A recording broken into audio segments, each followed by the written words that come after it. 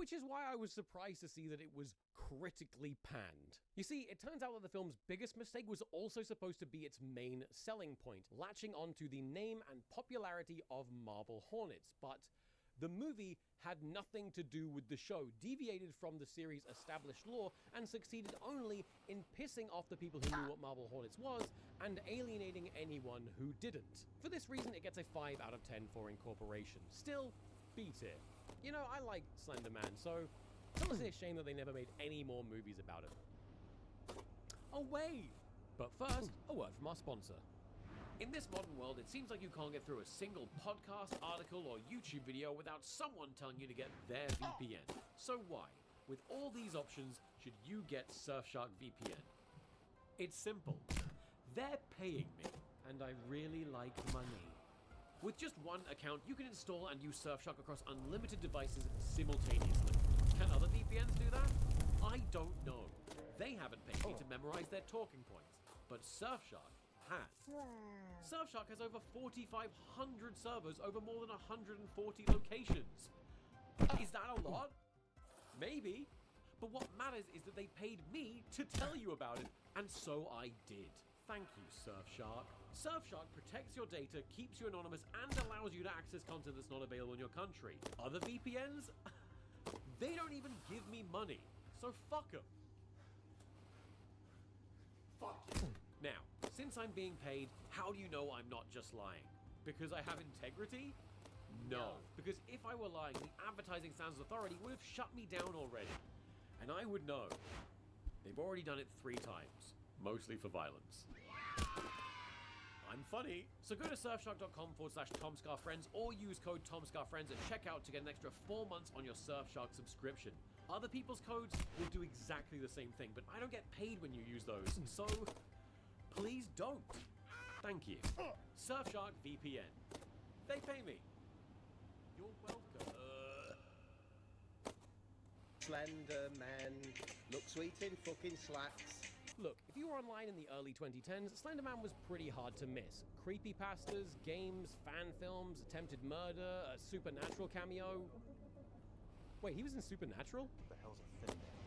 How can people all over the world see the same joke? In 2014, 3 12-year-old girls walked into a Wisconsin wood and only 2 walked back out, after stabbing the other one 19 times.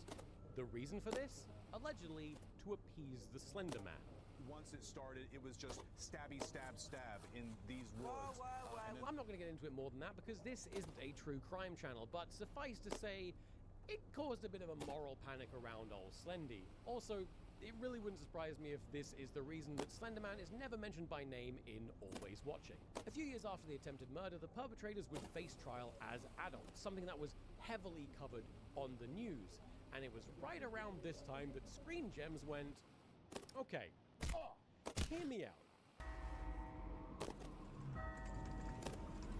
Long story short, the moral panic surrounding Slender Man had not sufficiently subsided, and after a significant amount of backlash from outraged parents and the like, Screen Gems panicked and re-edited the movie to remove any potentially offending scenes. The resulting movie? Bad. The film revolves around 3 young girls who wander into the woods to perform a ritual to appease the Slender Man, and saying it out loud, yeah, not a great idea, guys. Kinda walked right into that one. To summarize, girls discover Slender Man creepypasta on the internet, they invoke him, he stalks them, they pretty much all wind up dead, and one of them gets turned into a tree. I guess that's a thing he does. A versatile guy.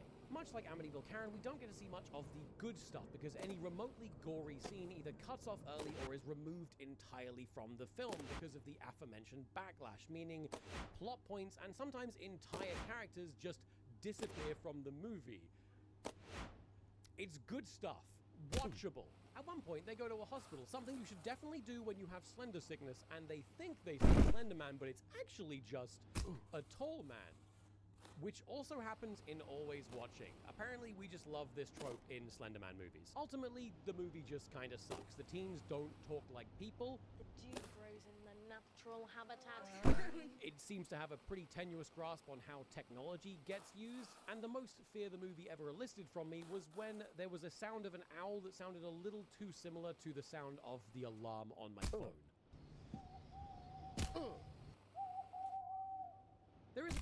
appreciation for the source material that I do at least like. They show Eric Johnson's original image, and one of the characters shares his last name.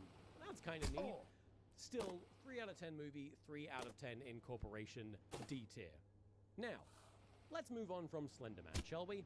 Slender ladies can kick you in. No, I said let's move on from Slender Man. Slender people. No! I said no! Stop! Jesus Christ, why are there so many shitty Slender Man movies? This is like 10 movies! Someone else can make a video going through all of these, because I have to do something else with my life. Have you ever had a dream In 2008, a website appeared online called This Man, asking the question, ever dreamed this man?